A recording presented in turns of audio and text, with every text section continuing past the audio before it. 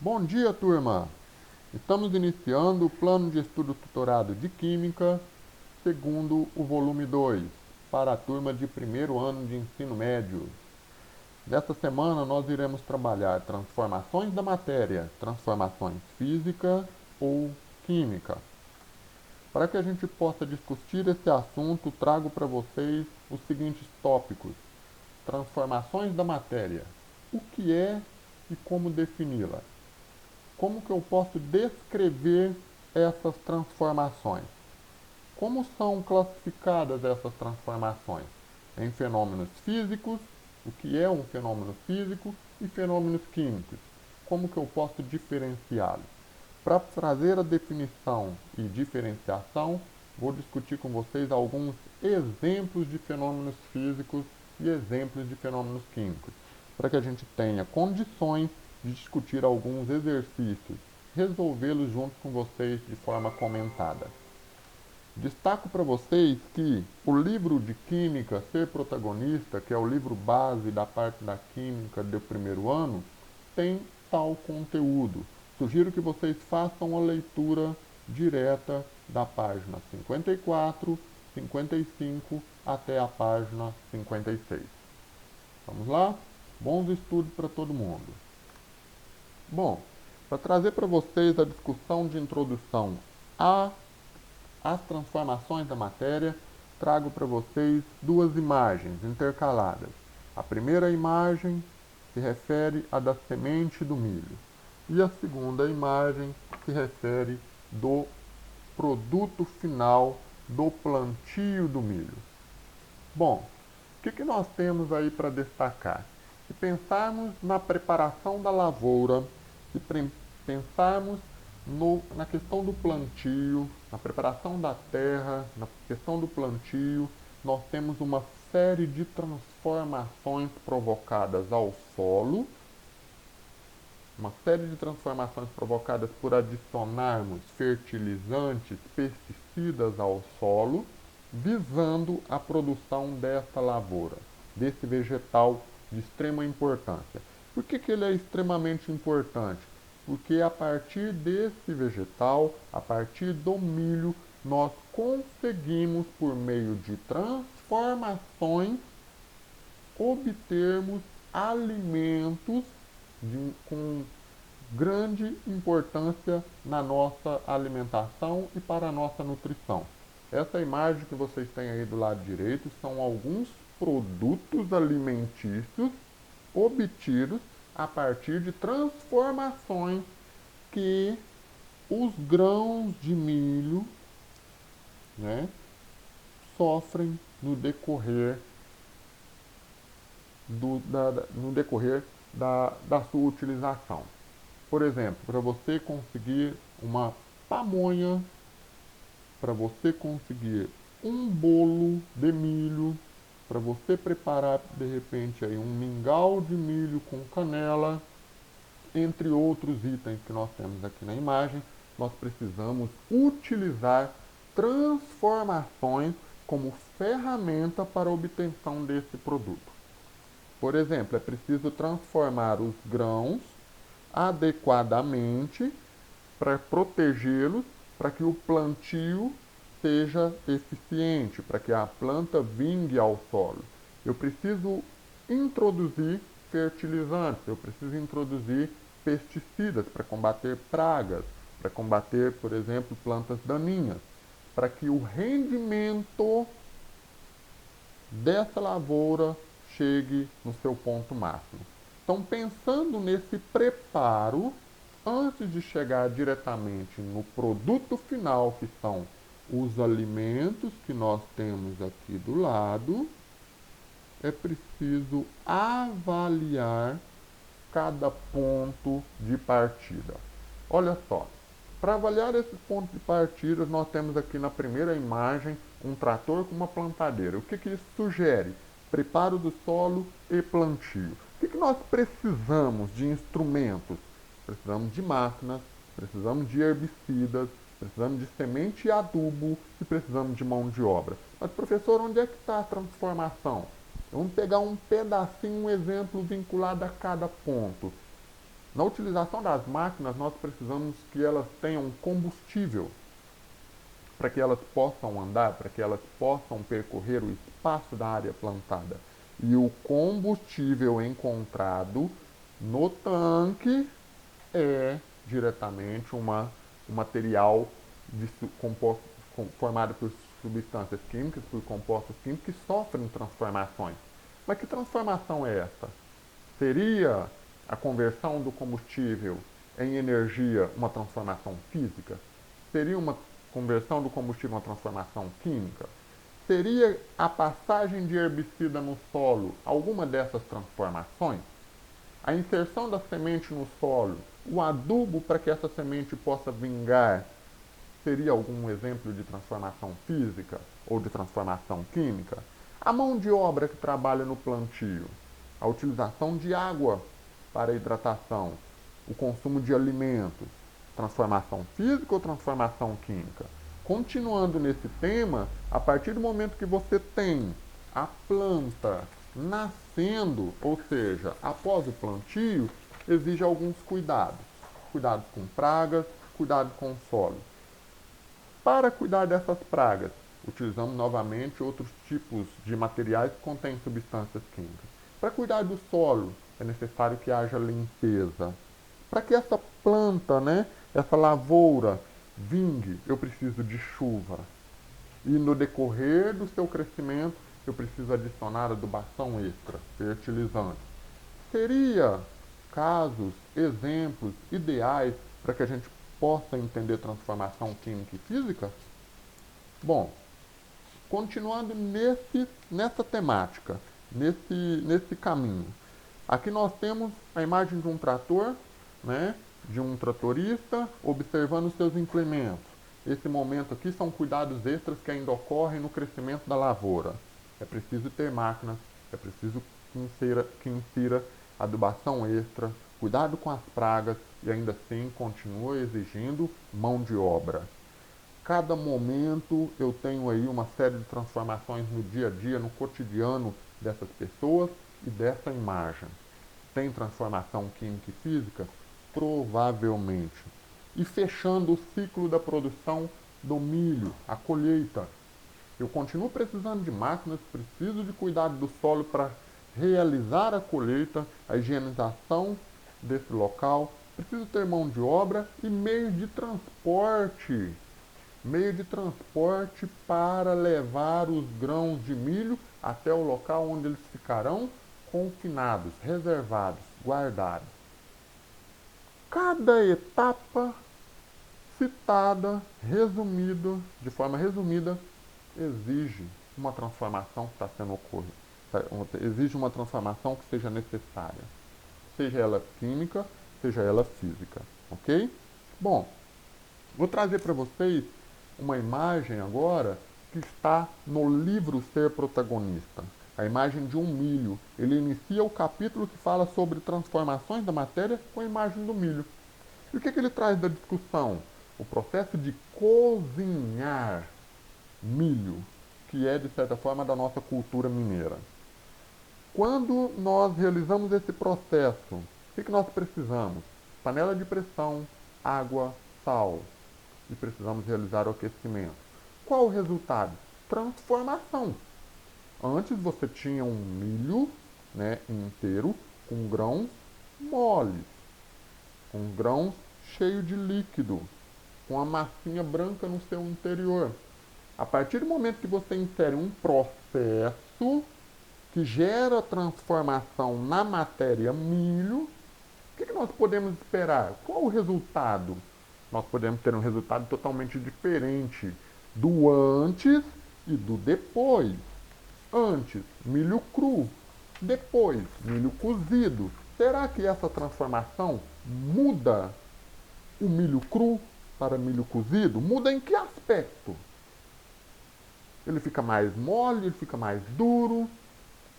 Quais as características do milho cru que foram alteradas? Quais as características tem o milho cozido que faz diferenciação com o milho cru? A capacidade de observar essas diferenças faz com que a gente tenha conhecimento suficiente para diferenciar uma transformação física de uma transformação química. Vamos colocar aqui alguns outros exemplos. Vejam, amadurecimento do mamão, que é uma coisa tão natural que nós percebemos que o mamão gera frutos verdes, geram frutos pequenos, vão crescendo à medida que passa o tempo e que você adiciona água, mas chega em um determinado ponto que ele começa o processo de amadurecimento. Esse amadurecimento pede que ele, de certa forma, mude de cor, mude de aparência, mude de propriedades da matéria mamão. O amadurecimento pode ser considerado um fenômeno, e é um fenômeno natural. Por quê? Porque exige que você entenda que há transformações sofridas pela matéria mamão, que elas provocam alterações tanto na sua aparência quanto na sua composição, que é a composição química dele, o interior do mamão. Mudar de cor não é simplesmente entender que a cor mudou por si própria, não. Alguma coisa aconteceu no interior desse mamão para que ele pudesse mudar de cor. O que é essa coisa? Eu não posso usar a palavra coisa de uma maneira tão informal como estou usando, mas que transformações são essas? Uma maneira mais formal de se entender. A mesma coisa, nós podemos observar que os fenômenos que acontecem num carro, um carro antigo, igual vocês estão vendo na imagem, a imagem de um Fusca, que literalmente deve ser da década de 80. Um carro que, de certa forma, toda a sua carcaça, né, todo o seu corpo era metálico, formado por metais. E metais que não fossem protegidos por tinta de qualidade, com o passar do tempo, algumas peças dele, né, se não ele inteiro, começaria um processo de enferrujamento. Enferrujar, danificar o material metálico, a peça componente do carro. Enferrujar metais é um exemplo de transformação. E essa transformação tem que ser avaliada. Tanto o amadurecimento de uma mão quanto o enferrujamento de um metal, no caso do carro, tem que ser avaliado como? A partir do que? Características que nós temos no estado inicial, comparando com as características que nós temos agora no estado final. Mamão verde, mamão amarelo. Carro não enferrujado, carro enferrujado. Como é que eu posso descrever cada um deles?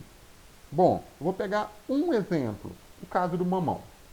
Olha só, foto 0, foto 1, 2, 3, 4, 5. Ele demonstra o processo de amadurecimento em fases. Mamão totalmente verde, mamão na fase 1 provavelmente está acontecendo alguma transformação no seu interior, fase 2 já começa a aparecer algumas manchas amarelas, até chegar na fase 5, no qual eu posso falar assim, agora eu posso cortar esse mamão e consumi-lo, porque eu sei que ele está maduro. Existem diferenciações entre o estado inicial do mamão e o estado final. Veja, no estado inicial, os frutos são verdes, o tamanho dele, de certa forma, é um pouco menor, a consistência é dura, leitosa, não é comestível. Eu preciso que ocorra alguma transformação para que ele chegue no estado final, onde eu sei que o fruto é amarelo, os frutos, de certa forma, parece que ganham um pouquinho mais de tamanho, são tenros. Tenros quer dizer que você pode partir e consumir, e a sua consistência é um pouco mais mole, ele é mais saboroso. Já pensou em consumir um mamão, por exemplo, leitoso? Não é o correto, e quem fizer isso também não está fazendo a coisa certa, ok? Então vamos lá. Dá para distinguir agora que fenômenos que a gente estava trabalhando? Tem um conjunto de fenômenos, mas vamos distingui-los, certo? Que, de certa forma, vai permitir a gente entender melhor. Fenômeno físico que ocorre na natureza, que ocorre ao nosso redor. é toda alteração na estrutura física da matéria. Estrutura física da matéria. Tais como, o que faz parte da estrutura física? O tamanho da matéria, tamanho do mamão, a sua aparência e o seu estado físico. Turma, se concentra nessa observação. Estado físico. Normalmente, os exercícios, os exemplos, tá, que nos trazem para pensar sobre eles, falam muito de estado físico. Se concentra muito aí, ok? Mas que não gere alteração na sua natureza. Que natureza é essa? A natureza da matéria. A composição química da matéria não pode ser alterada durante uma transformação de natureza física. Eu posso diminuir o tamanho de um material. Eu posso mudar a cor do material. Eu posso mudar o seu estado físico, mas eu não posso alterar composição química. Entende? Isso são características de fenômenos físicos. Veja, olha só o que eu apresento para vocês. 5 exemplos passando em cada uma dessas imagens. A primeira imagem que eu tenho aqui, uma pessoa cortando pão. Cortar. Eu estou trabalhando com redução de tamanho. Cortar pão. Não confundam com produzir pão. Cortar o pão reduz o tamanho, mas não deixa de ser pão. Um pedacinho de pão aqui, um pedacinho de pão ali. Quando eu utilizo giz para escrever, giz branco, na lousa, eu começo a rabiscar a lousa. O giz está no bastãozinho, segundo a imagem, e o giz está na lousa. Mas deixou de ser giz? Não. Eu só usei para uma determinada função. Transformação física, escrever com material. Na terceira imagem, eu tenho uma folha de papel amassada. Amassar os materiais. Uma folha branca, retangular antes, uma folha amassada, formato de bolinha. O que eu mudei? Eu mudei o seu tamanho e mudei também a sua aparência. Aparência de folha para aparência de bolinha de papel. Quarta imagem. Eu tenho aqui uma pessoa, né, trabalhando diretamente com pedaços de carne, ok? E a sua intenção é aquecer essa carne. Claro que a carne sofre um conjunto de transformações diferente daquilo que eu quero abordar, mas a minha intenção é o seguinte: quando você coloca um pedaço de carne numa chapa quente, o que ela libera para você observar? Ela libera líquidos, ao mesmo tempo libera cheiros. Nossa, que cheiro de carne assada! Mas eu estou observando que tem líquido, água sendo perdida pela carne pelo processo de aquecimento. Então, aquecer às vezes vai dar a ideia de transformação química, o cheiro e transformação física. A retirada de água de dentro do produto. E quando eu observo essa água, o que está acontecendo com ela? A água é líquida ali em cima, mas como está recebendo calor, ela evapora. Correto? Então a transformação de estado físico não está acontecendo literalmente com a carne. Ela está perdendo água, está endurecendo. Mas a água que eu estou observando está sendo perdida e está evaporando. Isso faz sentido quando eu observo essa quinta imagem aqui. Água em tempos frios emitem certa fumaça. O que isso pode ser? O aquecimento da água pelos raios solares. E essa fumacinha, na verdade, é um processo de evaporação. Ok? Mudança de estado físico, redução de tamanho, mudança de aparência. Ok? Então vamos lá. Fenômenos químicos. Olha só, o que é um fenômeno químico? É um fenômeno da natureza ou do nosso dia a dia onde ocorre, tá? Ou quando ocorre especialmente uma alteração na natureza da matéria. Qual a alteração que se faz? De tamanho? De aparência? De estado físico? Não. uma alteração diretamente ligada à composição química da matéria. Então veja bem, eu tenho aqui uma latinha de ferro, ou uma latinha metálica. Eu descrevi como latinha de ferro. O que eu tenho que avaliar no seu estado final? A cor. Ela tem aparência metálica prateada, cor, tá? Não confundam com prata, prata é elemento químico. Quando eu observo para esse material, eu tenho que entender que ele é feito de alguma composição química. E a composição química de uma lata de ferro, realmente, é feito de átomos de ferro. E essa organização dos átomos de ferro lembra o estado físico sólido. Mas se eu pegar essa latinha de ferro e colocar em algum local, esperando que ocorra algum processo, onde tenha um participante invisível, que eu não vejo, o que eu espero que ocorra com essa latinha? Ela irá, provavelmente, enferrujar. Espera aí, mas eu tenho que entender que enferrujar é um processo. Eu tenho que entender que enferrujar precisa de participante. O que é esse enferrujar no linguajar da química? É um processo chamado oxidação. Aqui, ó. E a oxidação ocorre com alguém invisível aos meus olhos. Quem que é esse alguém? Oxigênio gasoso, pertencente à composição do ar atmosférico. Então, o encontro da latinha com um participante invisível, oxigênio gasoso, gera uma transformação que ocorre na matéria da latinha. Mas esse encontro gera uma transformação que muda a composição química da latinha. Aquilo que é gerado na forma de ferrugem, que é o estado final da latinha, tem uma composição química totalmente diferente do estado inicial. Olha a composição química do ferrugem. É ferro mais oxigênio. Fe2O3. E a latinha enferrujada não deixa de estar no estado sólido. Então, eu tenho que observar o antes, né? O antes, que é o estado inicial, e o depois, que é o estado final. Eu tenho que fazer essa comparação para que eu tenha condições de avaliar transformação física e química, ok? Para ficar um pouco mais fácil, vamos lá, ó. Vou trazer alguns exemplos para vocês. Mudança de estado físico. Opa, professor, o senhor falou lá em transformações físicas. Sim.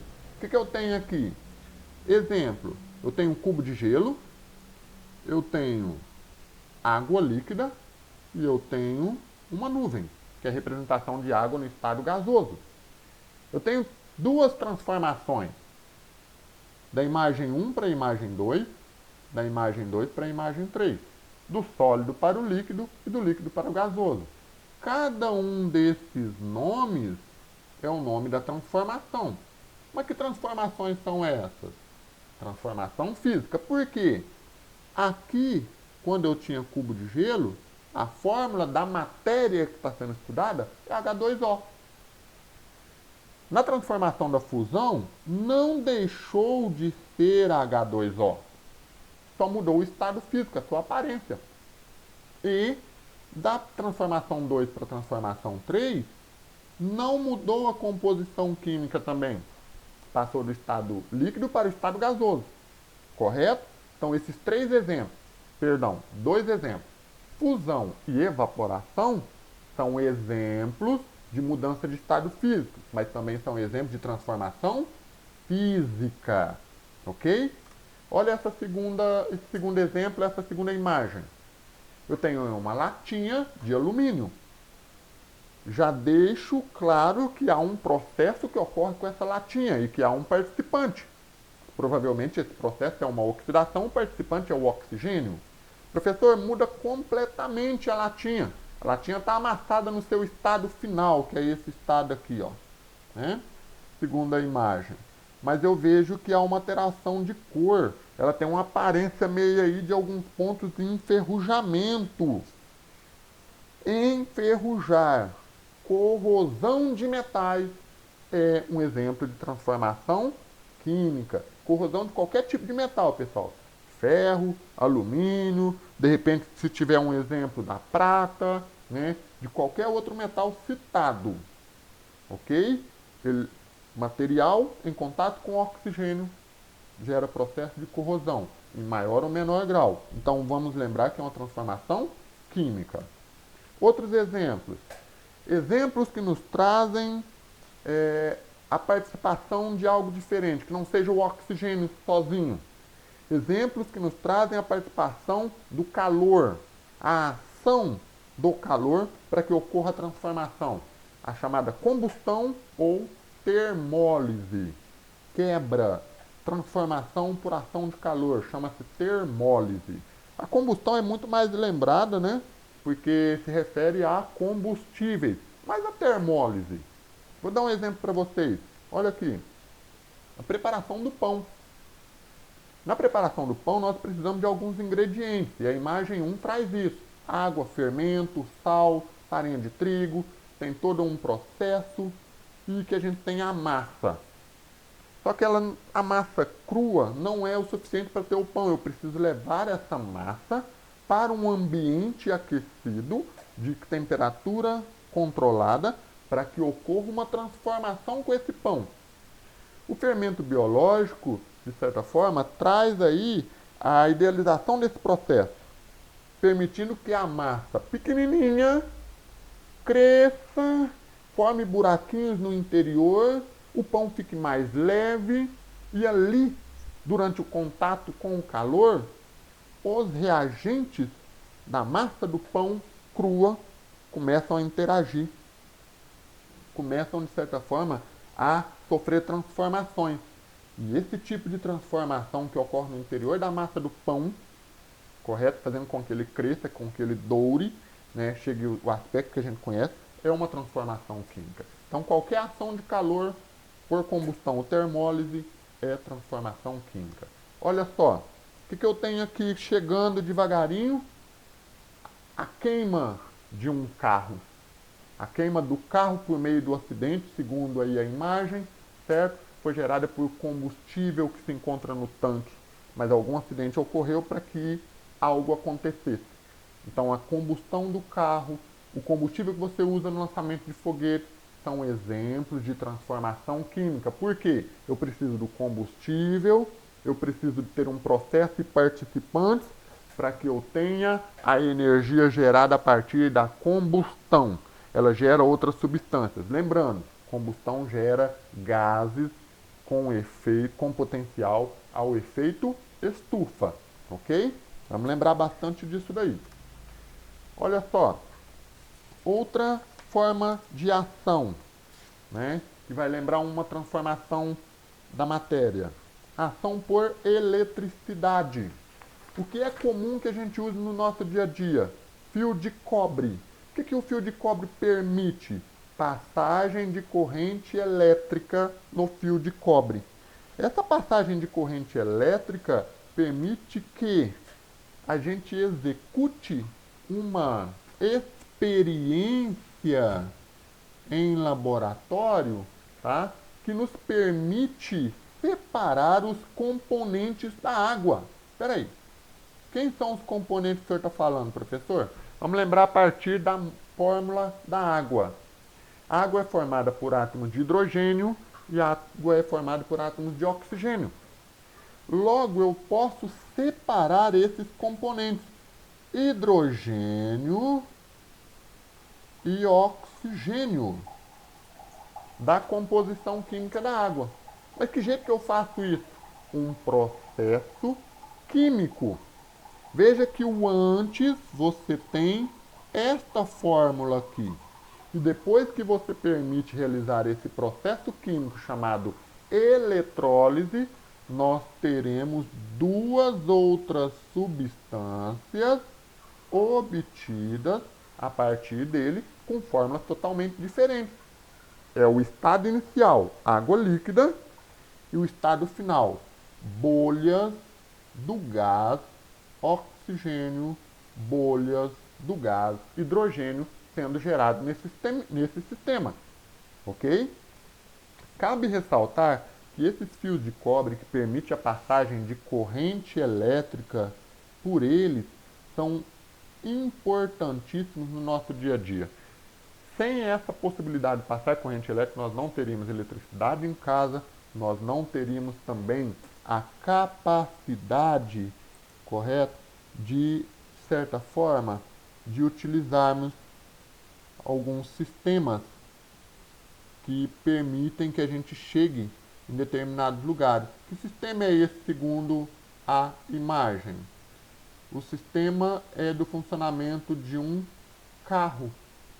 Por meio do que? Da sua bateria, correto? Eu estou apagando aqui, pessoal, mas rapidinho a gente já volta na discussão. Olha só, a bateria do carro é a fonte, né, de geração de corrente elétrica para o funcionamento do carro. E quando você tem a bateria do carro, ela só é ativada quando você coloca a chave no contato e destrava o interruptor de ignição. A partir desse destravamento, a corrente elétrica começa a passar a caminhar por alguns lugares do carro. Até que essa corrente elétrica, correto? Continuando pelo seu caminho, que eu estou desenhando aqui, chegue em alguma peça do motor, permitindo o quê? Que lá dentro do motor você inicie o processo de combustão. A partir de quem? Das velas de ignição. É elas que liberam uma faísca que provoca esse processo de ignição, que é o início do processo de combustão. Eu preciso de uma quantidade de energia elétrica ali para que o combustível entre em processo de combustão. E assim eu coloco o carro em movimento. Ok? Então é extremamente importante entender isso. Olha só. Outro exemplo, por ação da luz. Clássico exemplo por ação da luz é o processo de fotossíntese. Esse processo aqui desenhado, né, dentro do quadrinho que se encontra aí em movimento, é espetacular. Por quê? Porque você depende, para que a fotossíntese ocorra, você depende essencialmente da luz solar. E essa luz solar será captada pelas folhas de uma planta. As folhas da planta exigem componentes químicos que sejam retirados do meio externo, ou seja, do ar atmosférico ou do solo. Do ar atmosférico, o que ele tira? Gás carbônico. Olha o movimento dele aqui em vermelho, ó. Olha o movimento dele. Movimento para dentro, ok? E, de certa forma, também é preciso que ele retire o quê? Água do solo. A entrada dessa água e a entrada desse gás carbônico permite que a planta produza uma reação química dividida em várias etapas no seu interior. E essas reações químicas vão permitir que ela produza outras substâncias, a glicose e o oxigênio que será emitido para a atmosfera. Ok? Luz solar. Então a fotossíntese é também um exemplo de transformação por luz. Logo, ela é um exemplo de fotólise. Outra coisa que eu gostaria de chamar a atenção, olha só nessa imagem. Medicamentos. Por que medicamentos? Porque tem medicamentos que são comercializados em frascos escuros. Esses frascos escuros permitem que você não deixe a luz solar chegar no medicamento, seja ele líquido ou comprimido ou cápsula. A inserção dessa luz solar nesses medicamentos pode provocar reações de transformação e fazer com que haja perda desse medicamento. Então, muitos medicamentos são guardados, são vendidos, né, em frascos escuros. Dessa forma, eu não vou ter uma reação química ou transformação química ocorrendo ali. Ok? Próximo passo, próximo exemplo. Por ação mecânica. E tem um clássico exemplo que a gente traz. Força aplicada em um palito de fósforo. Olha só o palito de fósforo bravo pegando fogo. E logo, esse palito de fósforo, né, ele queima de uma forma que a gente não consegue enxergar. Olha nessa segunda imagem. A fumaça iniciando, né, e parte da matéria que compõe o palito de fósforo se perdendo por ação do fogo, por ação do calor gerado. Mas, moçada, cuidado, não brinque com fogo, né? Fogo, né, produção aí de energia, ela não pode ser usada como uma força aplicada, mas ela é perigosa, tá? Cuidado quando trabalha com fogo. Lembrem-se de outra coisa. Além de fogo, certo? Nós temos exemplos de explosivos.